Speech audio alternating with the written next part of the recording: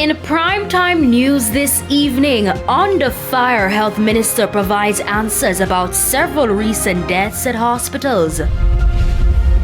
Motorists to pay more as some toll rates go up in 2 weeks. And several Haitian caregivers now back home after being deported from Jamaica.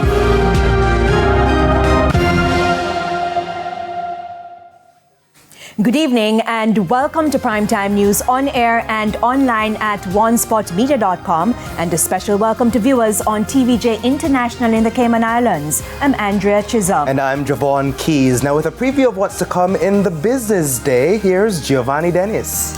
Well, Javon, motorists may want to refill their tanks tonight as all categories of fuel will increase come tomorrow. I'll have the details in the business day.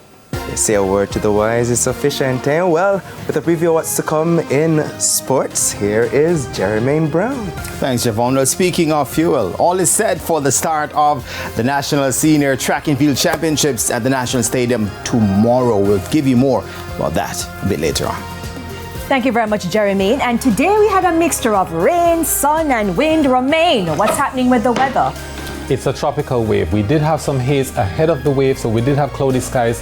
Then it brought the showers, thunderstorms, and strong winds, and we started having a slight clearing, especially across the south by the late afternoon. I'll tell you more in the weather report and forecast.